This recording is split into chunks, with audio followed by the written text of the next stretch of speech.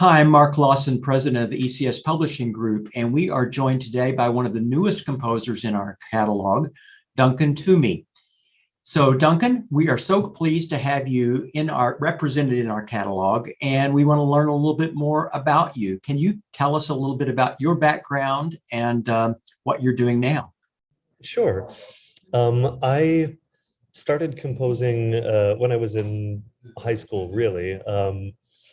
And of course, at the time, I knew nothing about it. After that, I took an interest in choral directing as well. So for my undergraduate degree, I went to St. Olaf College, where I majored in music education.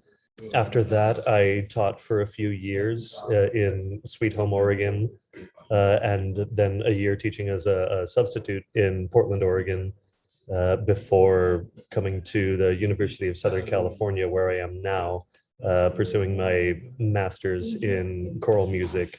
And then next year, I'll be moving on to the Doctorate of Musical Arts in Choral Music here as well. Very good. Good. Well, that's great. Well, the piece that you've written that we're publishing is a setting of the Rose That Bare Jesu, and it's, I just think, a stunning piece and a wonderful piece. So I'm wondering if you could tell us a little bit about it. I know that it was won a competition with the ACDA and has been performed recently there. So talk about that process a little bit. Sure. So it's a piece that I wrote back in, I want to say maybe 2017. And I premiered it with the school that I was teaching at the time, Sweet Home High School, and it was also performed by Pacific University that year, and they took it on tour. But I suppose the piece itself, it's a text that I've always really adored. I had set the text when I was in high school too. Of course, looking back on it, I was not a fan of that version of it at all. I took a new swing at it, and really dove into the poetic form. This series of couplets with a singular Latin phrase following it, and just built a simple Lydian motive around it. Mm-hmm. And then for the Latin phrases, I thought my thought process was sort of framed around traditions. So these groupings of 2 and 3, which takes the form of 5/8 in the piece. Mm-hmm.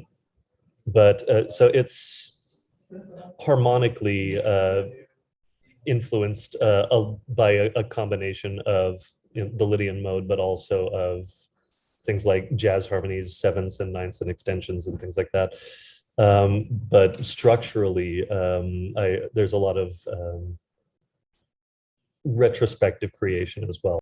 I think there's a lot of depth to the piece without being difficult. And sometimes that's hard to pull off. Sometimes it takes something thick and difficult to sound quite so resonant. And this is, I think, just a beautiful example of maybe a little bit simpler writing, but pulling off with something very unique. So congratulations on that.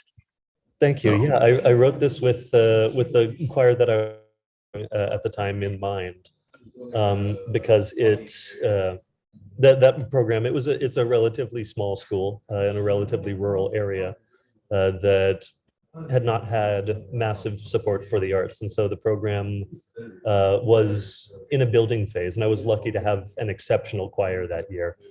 But even so, I was writing with that ensemble makeup in mind, with the idea that really any ensemble would be capable of performing it and making something profound of it.